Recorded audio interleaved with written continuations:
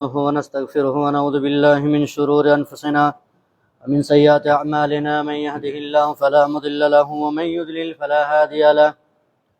وأشهد أن لا إله إلا الله وحده لا شريك له وأشهد أن محمدا عبده ورسوله. أما بعد، فإن أصدق الحديث كتاب الله، وخير الهدي هدي محمد صلى الله عليه وسلم، وشر الأمور محدثاتها، وكل محدثة بدعة، وكل بدعة ضلالة، كل ضلالة في النار.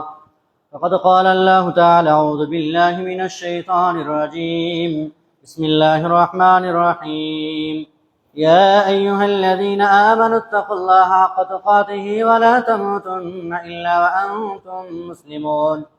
يا أيها الناس اتقوا ربكم الذي خلقكم من نفس واحدة وخلق منها زوجها وبث منهما رجالا كثيرا ونساء، واتقوا الله الذي تساءلون به والأرحام، إن الله كان عليكم رقيبا.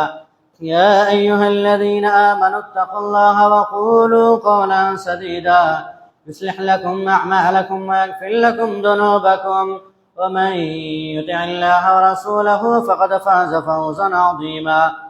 قال الله سبحانه وتعالى: أعوذ بالله من الشيطان الرجيم. يا أيها الذين آمنوا قوا أنفسكم وأهليكم نارا وقودها الناس والحجارة عليها ملائكة غلاظ شداد لا يعصون الله ما أمرهم ويفعلون ما يؤمرون. وقال النبي عليه الصلاة والسلام: طوبى لمن ملك لسانه ووسعه بيته وبكى على خطيئته. رواه معجم الصغير، রাহুল ইমাম তাবরানী ফি মুআজাম আস-সাগীর।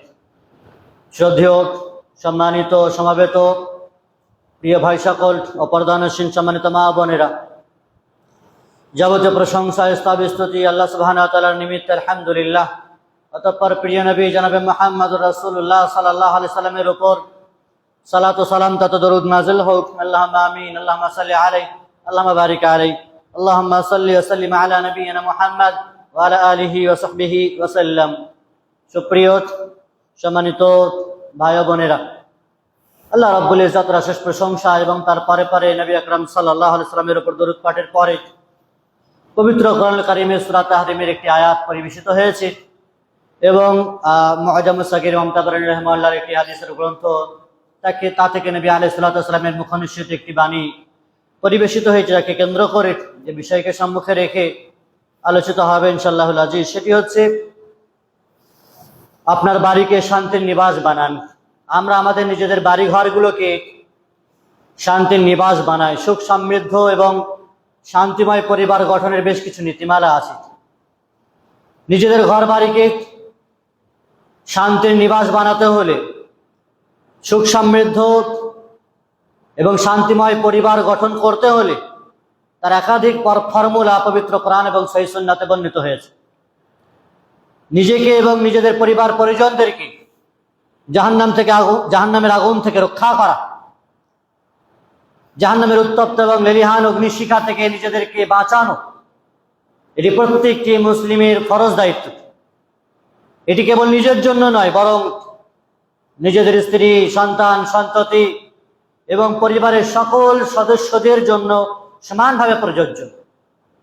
প্রত্যেকেই নিজেকে বাঁচাবে এবং নিজেদের পরিবার পরিজনদেরকে জাহান্নামের আগুন থেকে বাঁচানোর সর্বাত্মক চেষ্টা করবে। এটি সকলের ওপরে as a Muslim, as a মুমিন হিসেবে ফরজ দায়িত্ব।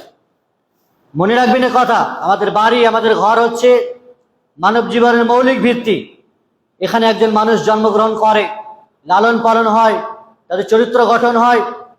এখান থেকে সে ভালোবাসা, পারস্পরিক সহযোগিতা, এখান থেকে সে দায়িত্ববোধ, উত্তম আচরণ সবকিছু শেখে। তার জীবনের প্রথম স্টেপ আর প্রথম পদক্ষেপ সেটা হলো তার বাড়ি, তার ঘর, যেখান থেকে সকল প্রকারের বিষয়গুলিতে সে শেখে।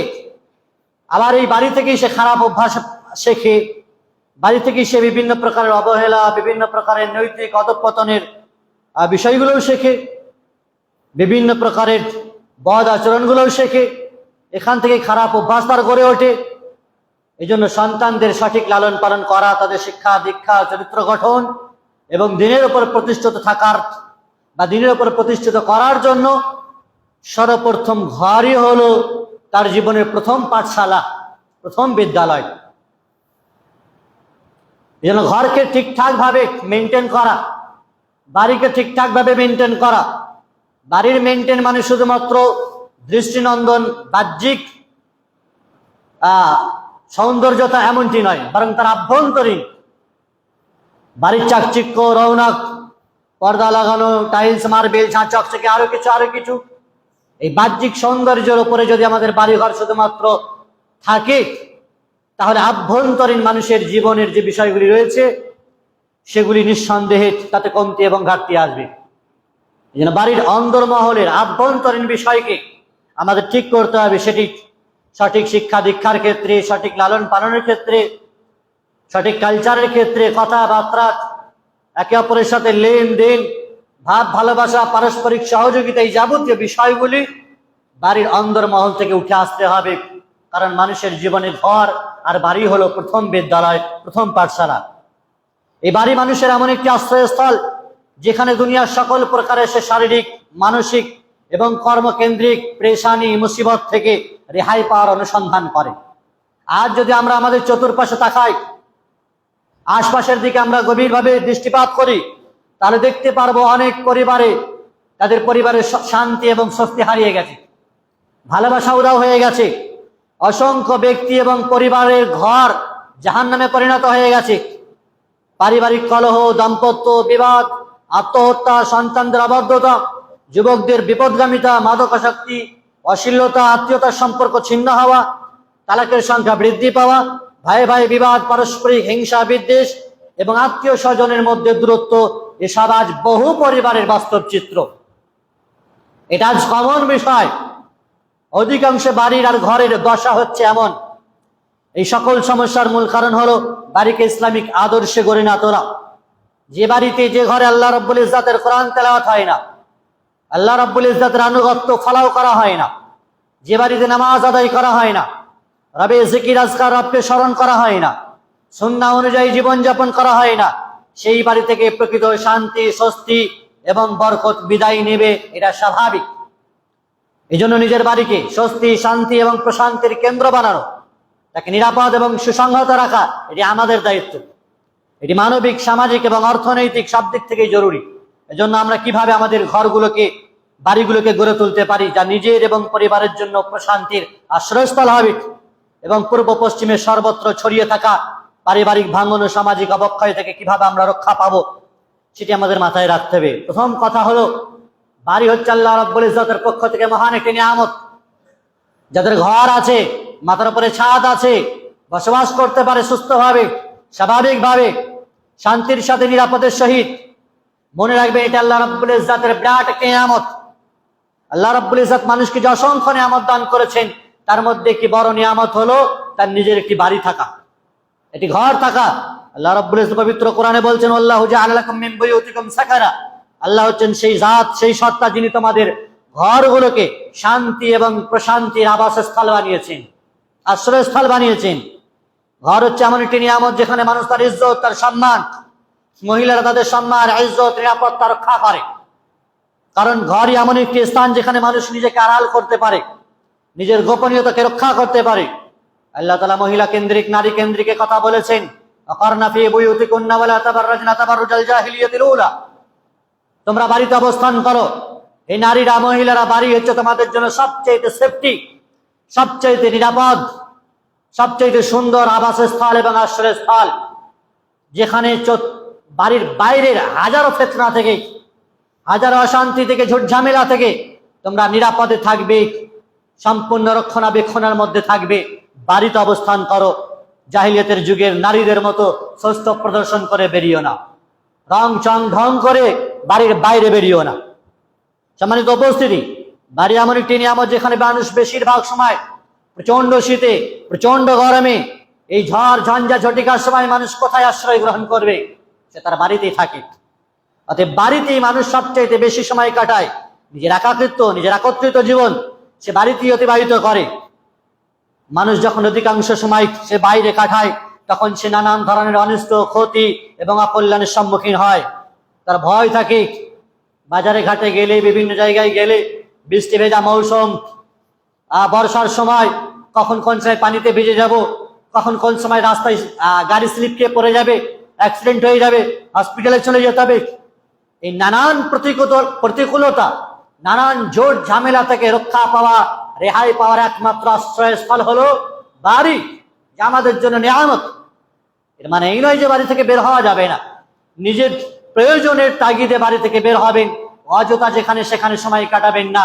কাজ মিটে গেলে আবার নিজের বাড়িতে ফিরে আসবেন, কারণ বাড়ি হলো সবচাইতে নিরাপদ স্থান। সম্মানিত উপস্থিতি, বাইরে গেলে আপনি আপনার নিজের একাকিত্ব এবং নির্জনতা হারিয়ে ফেলবেন। অনর্থক যাত্রার সাথে কথাবার্তা মেলামেশার কারণে দেখা যাবে বিভিন্ন ঝগড়া ঝাঁটিতে আপনি লিপ্ত হয়ে পড়ছেন, ফিতনাতে জর্জরিত হয়ে যাচ্ছেন। সামান্য তিল থেকে তাল হয়ে গিয়ে ছোট্টখাট্ট বিষয় থেকে বড় কেস জরিমানা হয়ে হয়রানি পেরেশানির শিকার হয়ে যেতে হয়।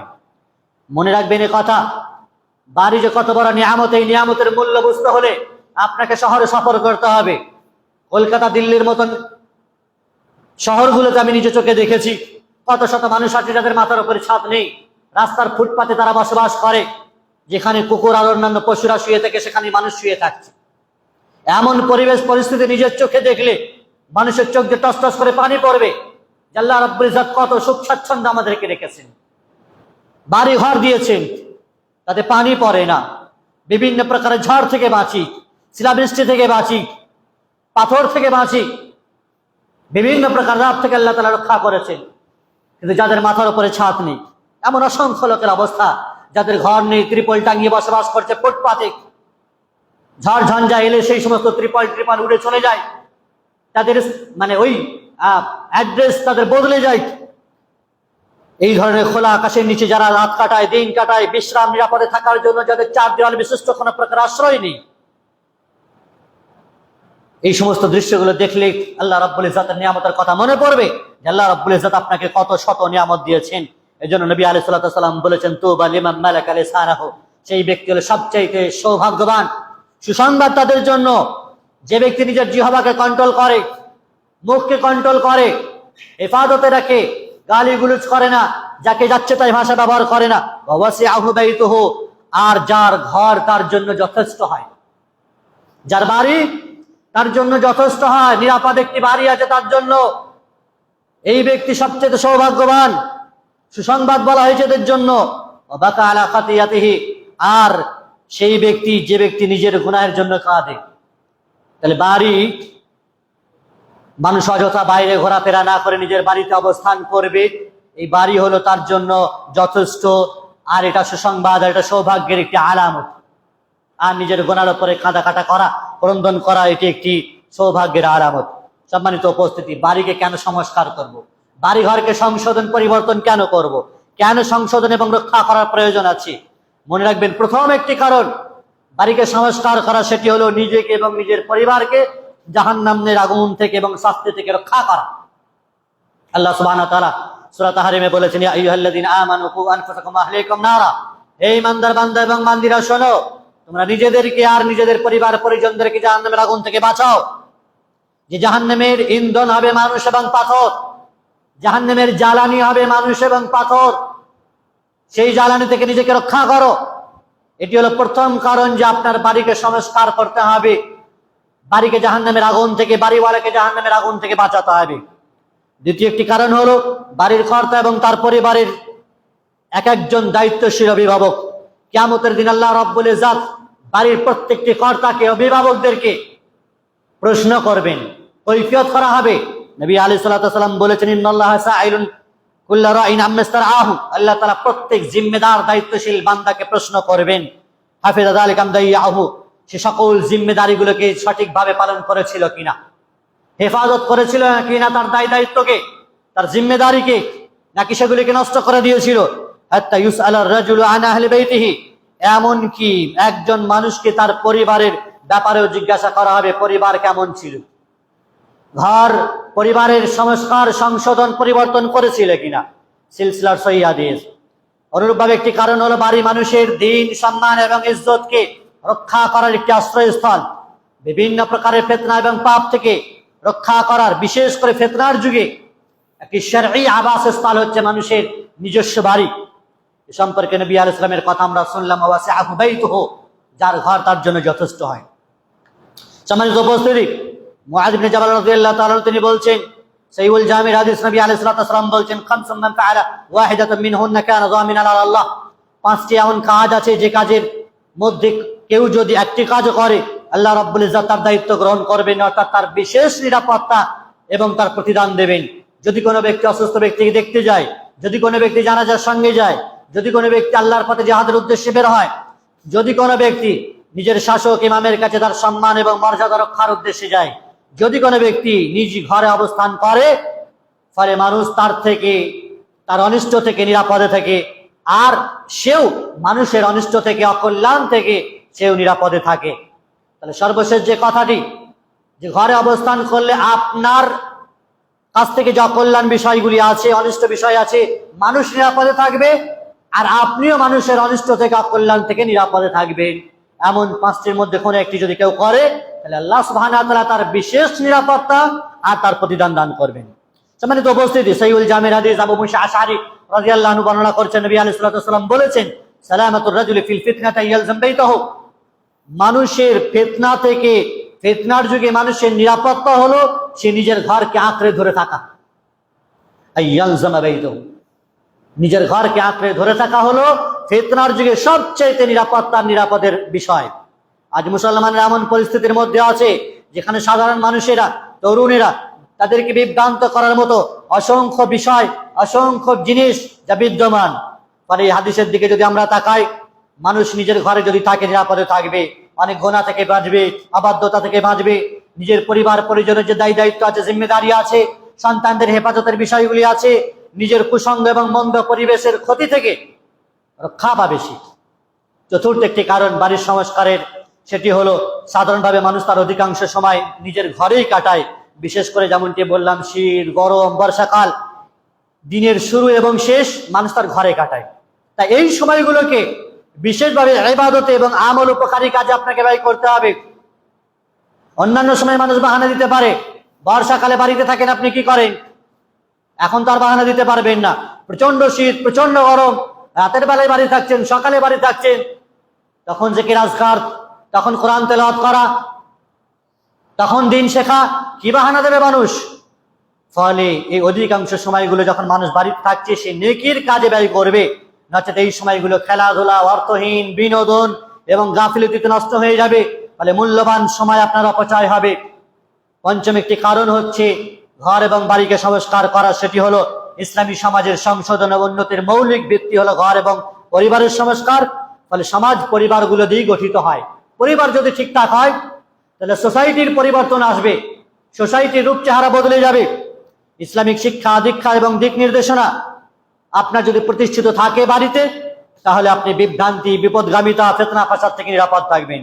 সম্মানিত উপস্থিতি, পবিত্র ঘর থেকেই কিন্তু সমাজ সংশোধনকারী ব্যক্তি তৈরি হন।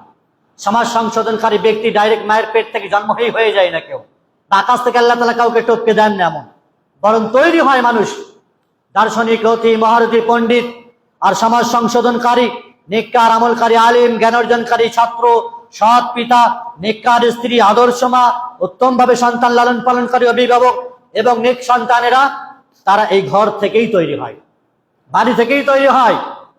ফলে এই বিষয়টি সবচেয়ে আমাদের জরুরি। এই জন্য একজন সচেতন মানুষ, একজন প্রাপ্তবয়স্ক মানুষের যেদিন থেকে তার জীবন ইসলামের সকল বিধানগুলো ওয়াজিব হয়ে গেছে, সে বিবাহ শাদী করবে, নিজের জীবনের জন্য সর্বপ্রথম তার যে পদক্ষেপ, সেটি হলো সৎ এবং উত্তম জীবন সঙ্গী নির্বাচন করবে, উত্তম লাইফ পার্টনার নির্বাচন করবে সে। কারণ ঘর এবং সংসারকে আদর্শ করার জন্য সর্বপ্রথম প্রয়োজন হলো একজন আদর্শ স্ত্রীর, আদর্শ বোনের, আদর্শ মায়ের। আদর্শ স্ত্রী যদি না হয়, উত্তম জীবন সঙ্গী যদি না হয়, তাহলে নারী তো থাকবে বাড়িতে, কিন্তু সেইভাবে গাড়ি গড়ে উঠবে না, সেইভাবে পরিবার গড়ে উঠবে না, সন্তান আদর্শ হবে না। আল্লাহ রাব্বুল ইজ্জত পবিত্র কোরআনে নারী কেন্দ্রিক একাধিক আয়াত বর্ণনা করেছেন। সূরা তালাকে বলেছেন, সূরা আহজাবে বলেছেন, সূরা নিসাতে বলেছেন। সূরা নিসা মহিলাদের নামে তো একটি সূরাই নাযিল হয়েছে। আল্লাহ তাআলা বলেছেন, লা তুখরিজুহুন্না মিন বুয়ুতিহিন্না, নারীদেরকে বাড়ি থেকে বের করে দিও না।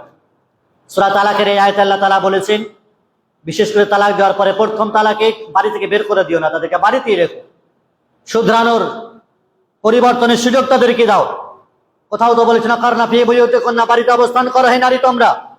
কোথাও তো আল্লাহ বলছেন উযকুরনা মা ইউতলা ফি বুয়ুতিকুন্না, এই নারী তোমরা যে আল্লাহ রাব্বুল ইজ্জাত তোমাদেরকে ঘর দিয়েছেন, যে ঘরে তোমরা বসবাস করছো, সেই ঘরে বসবাস করে আল্লাহর কোরআন তেলাওয়াত করো, জিকির আজকার করো, আল্লাহকে স্মরণ করো।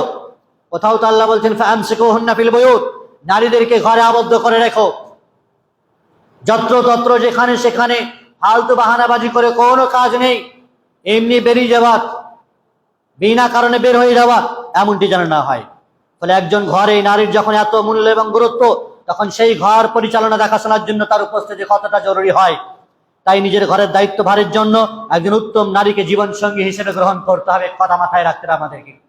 কারণ পুরুষ স্বামী তারা বাইরে বের হয়, কাজ কামের জন্য, রুজি রুটি আহরণের জন্য বাড়ি থেকে বের হয়। ঘরের বেশিরভাগ সময়টা সামলায় তার মায়েরা, স্ত্রীরা। তাহলে স্ত্রীদেরকে সচেতন হতে হবে নিজেদের সন্তান সন্ততির জন্য, নিজেদের বাড়ি ঘরটাকে উত্তম ভাবে গড়ে তোলার জন্য। সবচেয়ে বড় পদক্ষেপ হবে বাড়ির মহিলাদের। আল্লাহ রাব্বুল ইজ্জাত তৌফিক দান করেন। قولي قولي هذا استغفر الله لي ولكم ولسائر المسلمين من كل ذنب فاستغفروه واتوبوا اليه انه هو الغفور الرحيم.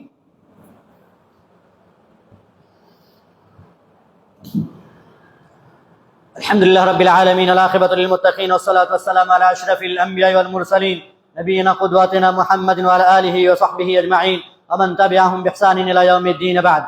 সুপ্রিয় সম্মানিত ভাই ও বোনেরা, সর্বোত্তম সম্পদ পৃথিবীতে সেটি হলো নেককার স্ত্রী। নবী আলাইহিস সালাতু ওয়াস সালাম বলেছেন দুনিয়া মাতা ওয়া খায়রু মাতা'id দুনিয়াল মারআতু সালিহা, দুনিয়ার যত প্রকারের ভোগ বিলাসের বস্তু আছে, দুনিয়ার সকল সামগ্রী ভোগ্য বস্তু, কিন্তু সেই সকল দুনিয়ার শ্রেষ্ঠ সম্পদ, শ্রেষ্ঠ বস্তু হল আল মারআতু সালিহা, উত্তম স্ত্রী, নেককার স্ত্রী, দিনদার স্ত্রী। ফলে সেই দিনদার স্ত্রী হবে। নবী আলাইহিস সালাতু ওয়াস সালাম বলেছেন যার দিন ও চরিত্রে তোমরা সন্তুষ্ট হও তার সঙ্গে বিবাহ দিতে বলা হয়েছে, বিশেষ করে অভিভাবকদেরকে। ইযা আতাকুম মান তারদাউনা খুলুকাহু ওয়া দীনাহু ফাযাওবিজুহু, যদি এমন কোন ব্যক্তি তোমাদের কাছে বিবাহের প্রস্তাব নিয়ে আসে, তাহলে যার দিন ও চরিত্র তোমরা সন্তুষ্ট তার সাথে বিবাহ দাও, বিবাহ সম্পন্ন করে দাও। যদি তা না করো তাহলে ইল্লা তাফআলু তাকুন ফিতনাতুন ফিল আরদি ওয়া ফাসাদুন আরিদ, যদি দিন ধর্ম আর আচার আখলাক দেখে তার বিবাহ শাদী না করা হয়, একজন ছেলের অথবা মেয়ের, নবী আলাইহিস সালাতু ওয়াস সালাম বলছেন সুনান ইবনে মাজার হাদিস, তাহলে পৃথিবীতে ফিতনা এবং ব্যাপক বিপর্যয় ছড়িয়ে পড়বে। মানুষ যদি মাল ধন দেখে বিবাহ শাদী দেয়, বংশ থেকে বিবাহ শাদী দেয়, রূপ লাবণ্য থেকে বিবাহ শাদী দেয়, আর যার আসল বিষয়টি দিন আখলাক আর চরিত্র পরেশগারিতা থেকে যদি বিবাহ শাদী না দেয়, তাহলে দুনিয়াতে ফিতনা ফাসাদ আর বিপর্যয় নেমে আসবে, ঘর বরবাদ হয়ে যাবে, তছনছ হয়ে যাবে, দুনিয়াতেই জিতে জি জাহান্নাম হয়ে যাবে বাড়ি। যেটা অসংখ্য পরিবারে আমরা দেখতে পাই। যদি বেহায়াপনা মহিলা আর বদ আচরণ গুণ সম্পন্ন মহিলারা যদি বাড়ির মালিক হয় আর বাড়িতে আসে, তাহলে তাদের দ্বারা তাদের বাড়ির সকল কিছু তছনছ হয়ে যায়, বরবাদ হয়ে যায়। প্রিয় ভাইয়ের কথা আমরা মনে রাখবো, দিনদার নারীদেরকে প্রাধান্য দিতে হবে। নবী আলাইহিস সালাতু ওয়াস সালাম বলেছেন ফাযফার বিদাতিদ দ্বীন, নারীকে 4টি গুণ দেখে যে বিবাহ করা হয়, তার মধ্যে যে গুণের কথা সবচেয়ে বেশি প্রাধান্য দিতে বলা হচ্ছে বিদাতিদ দ্বীন, দ্বীনওয়ালা মহিলাদেরকে প্রাধান্য দিতে বলা আছে, নচেত ধ্বংস হয়ে যাবে তুমি। প্রিয় ভাই আমার এবং সম্মানিত মা বোনেরা, বাড়িকে আল্লাহর জিকির আজকারের ব্যবস্থা করতে হবে, বাড়িতে বেশি বেশি করে কোরআন তেলাওয়াত করতে হবে। নবী আলাইহিস সালাতু ওয়াস সালাম বলেছেন মাসালুল বাইতিল্লাযী ইযকারুল্লাহ ফি, সেই ঘরের উদাহরণ যে ঘরে আল্লাহ তাআলার কোরআন তেলাওয়াত হয়, ওয়াল বাইতুল্লাযী লা ইয়াযকুরুল্লাহ ফি মাসালুল হাইয়্যি ওয়াল মাইয়িত, জীবিত এবং মৃতের মতো। যে বাড়িতে কোরআন তেলাওয়াত হয় সেই বাড়ি হচ্ছে সজীব, সেই বাড়ি বেঁচে আছে। আর যে বাড়িতে কোরআন তেলাওয়াত হয় না সে বাড়ি মারা গেছে, সেটি কবরস্থান হয়ে গেছে। অতএব বাড়িতে বেশি বেশি করে কোরআন তেলাওয়াত করতে হবে, জিকির আজকার করতে হবে, বাড়িতে প্রবেশ করলে দোয়া পড়তে হবে, বের হলে দোয়া পড়তে হবে, বাড়িতে নফল নামাজ আদায় করতে হবে। সহিহ বুখারী হাদিস রয়েছে, নবী আলাইহিস সালাম বলেছেন ইজআলু ফি বুয়ুতিকুম মিন সালাতিকুম, তোমরা তোমাদের নামাজের কিছু অংশ অর্থাৎ নফল সেটি বাড়িতে আদায় করো, ঘরে আদায় করো।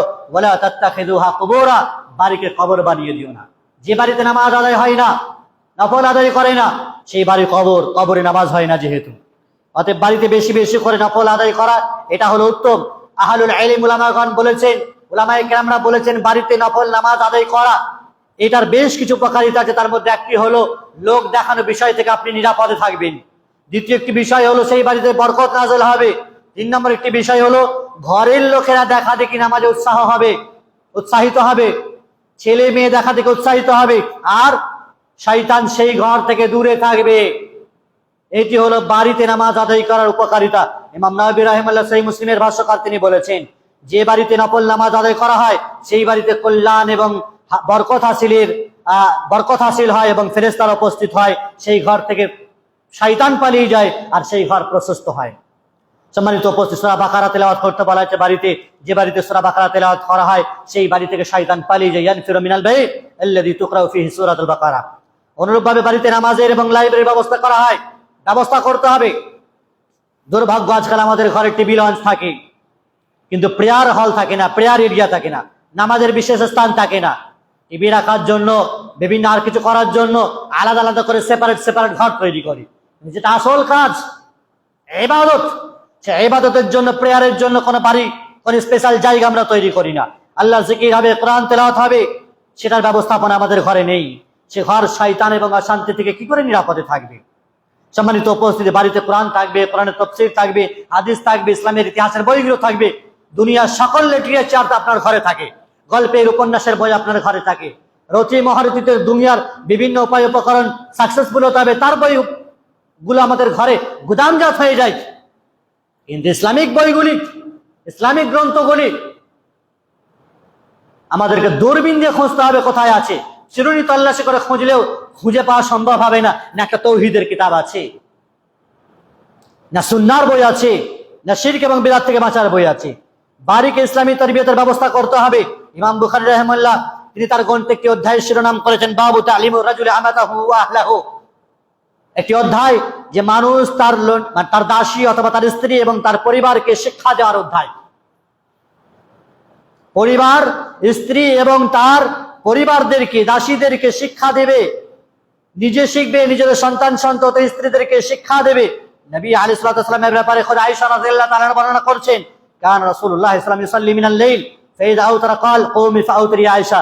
নবী আলাইহিস সালাতু ওয়াস সালাম রাত্রে নামাজ আদায় করতেন, আর যখন বেতের পড়ে নিতেন আয়েশাকে জাগাতেন, আয়েশা ওঠো, কুমি ফাউতরি আয়েশা, আয়েশা ওঠো, জাগো আর তুমি নামাজ আদায় করো।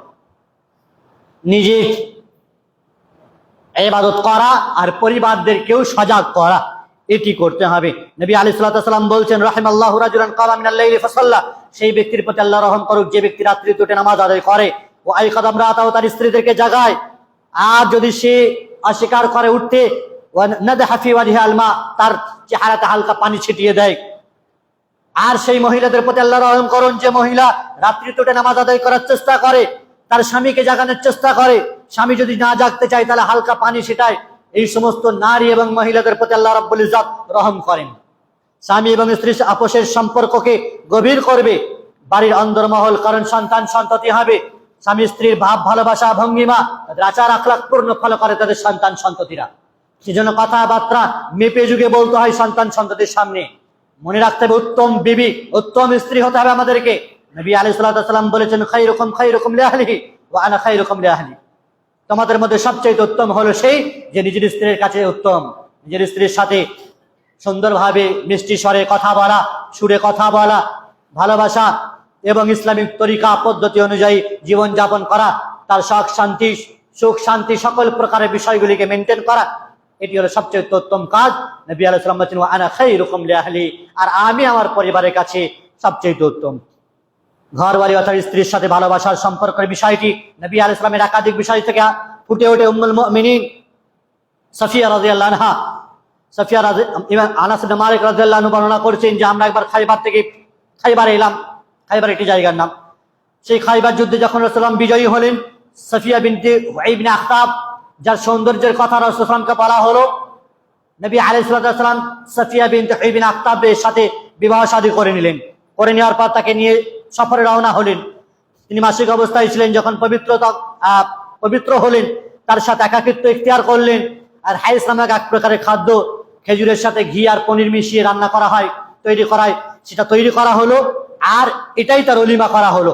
নবী আলাইহিস সালাতু ওয়াস সালাম ওলিমা করলেন এবং বিশেষ করে সাফিয়া রাদিয়াল্লাহু তাআলা আনহার জন্য বলছেন যে একটি আবায়া, চাদর পর্দার মতো ঝুলিয়ে রাখা হলো, আর তিনি উটের পাশে বসে রাসূলুল্লাহ সাল্লাল্লাহু আলাইহি ওয়াসাল্লাম নিজের হাঁটুকে ভাঁজ করলেন আর সাফিয়া রাদিয়াল্লাহু তাআলা আনহা নবী আলাইহিস সালাতু ওয়াস সালামের হাঁটুর উপর তার পাকে রাখলেন আর সেই ভর দিয়ে উটের উপর আরোহণ করলেন। এই ঘটনা প্রমাণ করে যে সহিহ বুখারী হাদিস, যে স্ত্রীর প্রতি ভালোবাসা, স্ত্রীকে সর্বাত্মক এবং সর্বপ্রকারের সহযোগিতা করা, এটি একটি নেকির কাজ, এটি একটি সওয়াবের কাজ। সম্মানিত উপস্থিতি, মনে রাখবেন আল্লাহ রাব্বুল ইজ্জত যার কল্যাণ চান, বে আহলে বাইতিন খায়রা, যে বাড়ির কল্যাণ চান, যার কল্যাণ চান, আদখালা আলাইহিমুর রিফক, তাদের মধ্যে নরম এবং কোমলতা সদাচরণ দান করেন। একে অপরের অনুভূতিকে বুঝতে হবে। বাড়িতে থাকা প্রতিটি মানুষের একে অপরের সাথে উত্তম পরিচয়ের কথাগুলি বুঝতে হবে। আমরা বিশেষ করে কওমে নূহের কথা জানি। নূহ আলাইহিস সালাতু ওয়াস সালামের সন্তান এবং তার স্ত্রী কাফেরা ছিল। লূত আলাইহিস সালামের স্ত্রী কাফেরা ছিল। যখন নূহ আলাইহিস সালাতু ওয়াস সালামের সামনে তার সন্তান ডুবছে বন্যাতে, সেই সময় নূহ আলাইহিস সালাতু ওয়াস সালাম বলেন, ক্বালা রাব্বি ইন্না ইবনি মিন আহলি ওয়া ইন্না ওয়া'দাকাল হক। হে আল্লাহ, সে তোমার সন্তান যে আজকে ডুবছে আর তোমার প্রতিশ্রুতি কিন্তু সত্য। নূহ আলাইহিস সালাতু ওয়াস সালামের এই কথার পর আল্লাহ রাব্বুল ইজ্জত বলেছিলেন, ইন্নাহু লাইসা মিন আহলিক, হে নূহ, যাকে তুমি তোমার পরিবারের অন্তর্ভুক্ত বলছো তোমার সন্তান, সে তোমার সন্তান নয়, তোমার পরিবারের অন্তর্ভুক্ত নয়। অর্থাৎ দিনকে এখানে প্রাধান্য দেওয়া হয়েছে। শরীয়ত আর দিন যদি না থাকে, সে আপনার সন্তান হওয়ার পরেও কিন্তু সন্তান নয় সে। কিন্তু নূহ আলাইহিস সালাতু ওয়াস সালাম তার সন্তানের প্রতি যে গভীর ভালোবাসা, পিতৃস্নেহ এবং মমতার যে বহিঃপ্রকাশ, যদিও সে কাফেরা, তারপরে আল্লাহ রাব্বুল ইজ্জতের কাছে আবেদন করেছিলেন যাতে করে শাস্তি থেকে মুক্তি পাওয়া যায়। শাস্তির উপযুক্ত সে হয়ে গেছিল, তারপরে আল্লাহ রাব্বুল ইজ্জত তাদেরকে রেহাই দেননি। সম্মানিত উপস্থিতি, আমাদের মানুষের মাঝে দোষ ত্রুটি আপোষের মাঝে অনেকগুলি থাকে, কিন্তু ভালো গুণটাকে আমাদেরকে খুঁজতে হবে। পরিবারের মাঝে ভালো গুণগুলোকে আমাদেরকে খুঁজতে হবে। ঘরের কথা ঘর পর্যন্তই রাখতে হবে। সামান্য দোষ ত্রুটি যদি একটি থাকে, তাহলে হাজারো ভালো গুণ তার ভেতরে আছে। নবী আলাইহিস সালাতু ওয়াস সালাম বলেন, লা ইয়াফরুক মুমিনুন মুমিনা ইন কারিহা মিনহা খুলুকান রাদিয়া মিনহা আখার। কোন মুমিন পুরুষ মুমিন নারীকে, স্ত্রীকে সম্পূর্ণরূপে যেন অপছন্দ না করে। কোন একটি স্বভাব যদি অপছন্দ হয়, কিন্তু অন্য এমন স্বভাব আছে যেগুলোর মাধ্যমে তুমি সন্তুষ্ট হয়ে যাবে। ফলে একটি দোষ থাকতে পারে, কিন্তু হাজারো সদ্গুণ আর ভালো গুণ তার ভেতরে আছে, এ কথা মাথায় রাখবে। নবী আলাইহিস সালাম উদাহরণ দিয়েছেন নূহ আলাইহিস সালামের স্ত্রী আর লূত আলাইহিস সালামের স্ত্রীর। তাহতা আবদাইনি মিন ইবাদিনা সালিহাইন, দুজনেই কিন্তু নবীদের স্ত্রী ছিলেন। তারপরেও তাদের উপর আল্লাহর আযাব, শাস্তি নির্ধারিত হয়ে গিয়েছিল। ফাকানাতাহুমা ফালাম ইউগনি আনহুমা মিনাল্লাহি শাইআ, আল্লাহর আযাব থেকে তাদেরকে তাদের স্বামীরা রক্ষা করতে পারেনি। মনে রাখবেন এই কথা, যে আপনার স্বামী যতই ভালো হোক, দিনদার হোক, পরেজগার হোক, স্বামীর কারণে আপনি জান্নাত যাবেন এমনটি হতে পারে না। নূহ এবং লূত আলাইহিস সালামের স্ত্রী, নূহ এবং লূত আলাইহিস সালাম তাদেরকে রক্ষা করতে পারেননি, বাঁচাতে পারেননি আল্লাহর আযাব থেকে, আল্লাহর শাস্তি থেকে বাঁচাতে পারেননি। তাদেরকে বলা হলো ওয়াকিল উদখুলান নার মা'আদ দাখিলিন, যাও দুজনেই তোমরা জাহান্নামে প্রবেশ করো। ইমাম ইবনে কাসির রাহিমাহুল্লাহ আয়াতের ব্যাখ্যায় বলেছেন যে লূত এবং নূহ আলাইহিস সালামের স্ত্রীরা কি করতো জানেন? নূহ আলাইহিস সালামের স্ত্রী তার বাড়ির অন্দরমহলের গোপন খবরগুলোকে মানুষের সামনে প্রকাশ করত, প্রচার প্রসার করত। স্বামীর খবর, বাড়ির খবরগুলোকে বাইরে বন্টন করে বেড়াতো। আর লূত আলাইহিস সালামের স্ত্রী এমন ছিল যে কোনো মেহমান যদি বাড়িতে আসতো, তাহলে সেই মেহমানের খবরগুলিকে তৎক্ষণাৎ অসৎ লোকেদেরকে দিয়ে বসতো, যাতে করে অসৎ লোকেরা এসে সেই মেহমানদের সাথে অন্যায় এবং অশ্লীল কাজে লিপ্ত হয়। এই দুটি বদ গুণ ছিল লূত এবং নূহ আলাইহিস সালামের স্ত্রী, যার কারণে তারা শাস্তির উপযুক্ত হয়েছিল এবং জাহান্নামে প্রবেশ করেছিল। ফলে আমাদের মা বোনেদেরকে সতর্ক হতে হবে, সাবধান হতে হবে। সন্তানদের ক্ষেত্রে তারবিয়াত, লালন পালনের দিকটা মাথায় রাখতে হবে। শিশুদের আদব কায়দার বিষয়টা আমাদেরকে মাথায় রাখতে হবে এবং নিজেদের সন্তানদেরকে আমাদেরকে সময় দিতে হবে। তাদেরকে নামাজের ক্ষেত্রে, দিনের ক্ষেত্রে অভ্যাস গড়ে তুলতে হবে। ঘরে এমন কোনো জিনিস আনবেন না যা আল্লাহর নাফরমানি হয়, বিশেষ করে হারাম খাদ্য, হারাম জিনিস জানলে বরকত থাকবে না, আল্লাহর আযাব নাযিল হবে সেই ঘরে। ঘরে ছবি মূর্তি যেন না থাকে। নবী আলাইহিস সালামের বাড়িতে জিবরিল আমিন আসার বিষয় ছিল ছবি এবং মূর্তি। রাসূলুল্লাহ সাল্লাল্লাহু আলাইহি ওয়াসাল্লাম তিনি বলছেন জিবরিল আমার সাথে সাক্ষাৎ করবেন বললেন, অথচ এলেন না। আর আল্লাহর কসম, জিবরিল কিন্তু মিথ্যা বলেন না। তো কেন এলেন না? জিবরিল পরে এলো আর নবী আলাইহিস সালামকে বললেন। নবী আলাইহিস সালামের মনে হলো যে ঘরে কোথাও কিছু আছে, যার কারণে জিবরিল এলেন না। তো দেখলেন বাড়িতে একটি কুকুর ছিল। সেই কুকুরটাকে যখন বাইরে বার করা হলো, তখন জিবরিল আমিন এলেন আর বললেন, আসার পর বললেন, আজাল ওয়ালাকিন্না লা নাদখুলু বাইতান ফিহি কলবুন আলা সূরা, আমরা সেই সমস্ত বাড়িতে প্রবেশ করি না যে ঘরে মূর্তি আছে, ছবি আছে আর কুকুর আছে, কলবুন বলা হয়েছে। ঘরে TV, electronic device, mobile, television আজকাল কমন বিষয়, সাধারণ বিষয় হয়ে দাঁড়িয়েছে। মানুষ এটিকে আগে শুনতে রাজি ছিল না, কিন্তু ধীরে ধীরে মানুষ সাধারণ ভালো কাজে ব্যবহার করতে করতে কথাবার্তা বলতে বলতে বিভিন্ন অজুহাত খাড়া করে এমন পর্যায়ে দাঁড়িয়েছে মোবাইল আজ শিশুদের হাত থেকে কারা যায় না। হুঁশ জ্ঞান না হতে হতেই তাদের হাতের মুঠোয় আজ মোবাইল ফোন চলে এসেছে। আর এদের কারণে ব্যস্ত থাকার কারণে নৈতিক চারিত্রিক অবক্ষয়ের শিকার তারা হচ্ছে। মনে রাখবেন, বাড়িতে বেশি বেশি করে আমরা দোয়া পাঠ করব, ঘরে বরকতের জন্য আমরা দোয়া পাঠ করব। সেই দোয়াগুলো কোরআন সুন্নাতে বর্ণিত হয়েছে, ওয়াল্লাযীনা ইয়াকুলুনা রাব্বানা হাব লানা মিন আজওয়াজিনা ওয়া যুররিয়্যাতিনা কুররাতা আয়ুনিন। এই দোয়া আপনাকে বলতে হবে, হে আল্লাহ আমাদের জন্য, আমাদের স্ত্রী, আমাদের সন্তান সন্ততিদেরকে আমাদের চোখের শীতলতা দান করো এবং আমাদেরকে মুত্তাকি বানিও। ঘরের বিভিন্ন প্রকারের ফিতনা ফাসাদ থেকে আল্লাহ তাআলা তুমি আমাদেরকে রক্ষা করো। মনে রাখবেন, বাড়ির সাজ সজ্জা বিভিন্ন রকমের রং চং ঢং দিয়ে বাড়িকে সাজানোটাই আসল বাড়ির সৌন্দর্য নয়, বরং বাড়ির আভ্যন্তরীণ ভাবে সাজানো গোছানোটাই হলো আসল সৌন্দর্য।